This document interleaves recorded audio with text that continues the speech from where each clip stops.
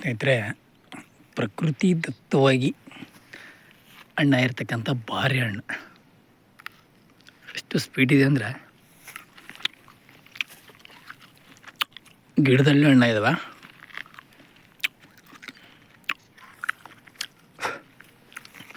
ಇತ್ತೀಚೆಗೆ ಇಂಥ ಹಣ್ಣುಗಳು ಸಿಗೋದು ತುಂಬ ರೇರು. ಇದು ಬಾರೆಹಣ್ಣಿನ ಸುಗ್ಗಿ ಕಾಲ. ತುಂಬ ಅಂದರೆ ತುಂಬ ಟೇಸ್ಟ್ ಇದೆ.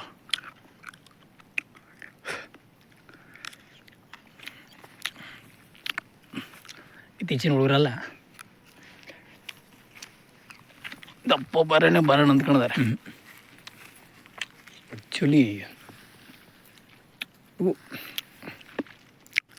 ತುಂಬ ಟೇಸ್ಟ್ ಅಂದರೆ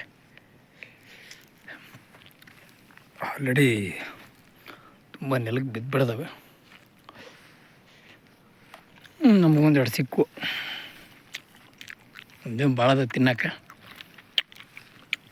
ಸ್ಟಾರ್ಟ್ ಮಾಡೋದು. ಎಲ್ಲರೂ ಕೂಡ ನಿಮ್ಮೂರುಗಳಲ್ಲಿ ಬಾರೆ ಮರಗಳಿರ್ತವೆ, ಬಾರೆ ಗಿಡಗಳು, ಬಾರೆ ಮರಗಳು ಹಣ್ಣು ಬಿಡ್ತವೆ. ತುಂಬ ರುಚಿಕರವಾಗಿರುತ್ತೆ. ದಯವಿಟ್ಟು ಮರದಲ್ಲೇ ಏನೇನು ಇರ್ತಾವೆ ಕಿತ್ಕೊಂಡು ತಿನ್ನಿ. ತುಂಬ ಟೇಸ್ಟ್ ಇರ್ತವೆ. ಮರದ ಕೆಳಗೆ ಕೂಡ ಉದುರಿರ್ತವೆ. ಇತ್ತಿನ ದಿನಗಳಲ್ಲಿ ಬಲವಂತವಾಗಿ ಹಣ್ಣು ಮಾಡಿ ತಿನ್ನೋ ಹಣ್ಣುಗಳಿಗಿಂತ ಇದು ತುಂಬ ಉತ್ತಮ ಆರೋಗ್ಯವು ಕೂಡ. ನೋಡಿ, ಮರದಲ್ಲಿ ಒಂದು ಹಣ್ಣಿಗೆ ಕೂಡ ಹುಳ ಬಿದ್ದಿಲ್ಲ. ತುಂಬ ಅಂದರೆ ತುಂಬ ಚೆನ್ನಾಗೈತೆ. ನೋಡಿ, ಇದೊಂದು ಮರದಳ್ಳೆನೇ ಸಂಪೂರ್ಣವಾಗಿ ರುಚಿಸಿ ಹೋಗೈತೆ. ಮುಟ್ಟಿದ್ರೆ ಉದುರು ಹೋಗುತ್ತಂಗೆ. ಎಸ್,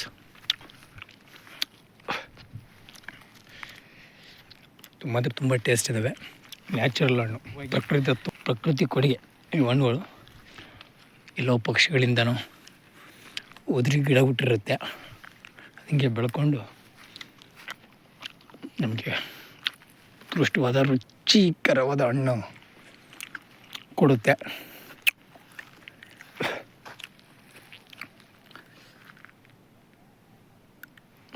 ನೋಡಿ ಹಿಂಗಿಡಿದೆ ಅಂತ. ತುಂಬ ಹಣ್ಣು ಉದುರೋಗಿದೆ. ಲಾಸ್ಟ್ ಟೈಮ್ ಬಂದಾಗ ನಾನು ವೀಡಿಯೋ ಮಾಡಲಿಲ್ಲ. ಅಷ್ಟು ಮುಟ್ಟಿದ್ರೆ ಸಾಕು, ತುಂಬ ಹಣ್ಣು ಉದುರುತ್ತೆ. ಆಲ್ರೆಡಿ ಹಣ್ಣಾಗಿದೆ. ಎಸ್, ನಿಮ್ಮ ಊರುಗಳಲ್ಲಿ ತವೆ ಸವೀರಿ ಅಂತ ಹೇಳ್ತಾ ಒಂದು ವಿಚಿತ್ರ ಏನಪ್ಪ ಅಂತಂದರೆ, ನೀವು ಕೇಳ್ಬೋದು ಇಷ್ಟೊಂದು ಹಣ್ಣಾದರೂ ಕೂಡ ಪಕ್ಷಿಗಳು ಯಾಕೆ ಮುಟ್ಟಿಲ್ಲ ಅಂತ. ಈ ಬಾರೆ ಗಿಡಕ್ಕೆ ಮಾತ್ರ ಪಕ್ಷಿಗಳು ಒಳಗಡೆ ಹೋಗಲ್ಲ, ಯಾಕಂದರೆ ಮುಳ್ಳು ಹಂಗಿರುತ್ತೆ. ಸೊ ಹಂಗಾಗಿ ಕೆಳಗಡೆ ಬೀಳ್ತವೆ. ಆ ಹಣ್ಣುಗಳನ್ನು ಮಾತ್ರ ಆರಿಸ್ಕೊಂಡು ತಿಂತವಿನ. ಸೊ ಕೊಂಬೆಗಳ ಮಧ್ಯೆ ತುಂಬ ತುದಿಯಲ್ಲಿ ದೊಡ್ಡ ಕೊಂಬೆಗಳಿದ್ರೆ ಮಾತ್ರ ಕೂತ್ಕೊಳ್ತವೆ. ಸೊ ಒಳಗಡೆ ಹೋಗಲ್ಲ. ಹಂಗಾಗಿ ಈ ಒಳಗಡೆ ಈ ರೀತಿ ಹಣ್ಣಿನ ಗಿಡಗಳು ಸಿಗ್ತವೆ. ಸೊ ಈ ಮುಳ್ಳು ಈ ಗಿಡಕ್ಕೆ ದೊಡ್ಡ ರಕ್ಷಣೆ. ಸೊ ಹಂಗಾಗಿ ಗಿಡದಲ್ಲೇ ಸಾಕಷ್ಟು ಹಣ್ಣುಗಳು ಹಣ್ಣಾಗಿದ್ದಾವೆ. ನೋಡ್ತಿರ್ಬೋದು, ತುಂಬ ಅಂದರೆ ತುಂಬ ರುಚಿಕರವಾಗಿದೆ.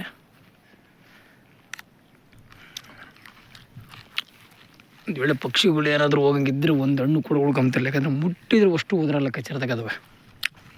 ಒಂದು ಹಣ್ಣು ಉದುರಿಲ್ಲ ಅಂತಂದರೆ ಗಾಳಿ ಬೀಸಿ ಉದುರ್ಬೇಕು. ಮೇನ್ ರೀಸನ್ನು ಪಕ್ಷಿಗಳು ಈ ಗಿಡದ ಒಳಗೆ ನೇರವಾಗಿ ಹೋಗಲ್ಲ. ಸೊ ಮೇನು ಕಾರಣ.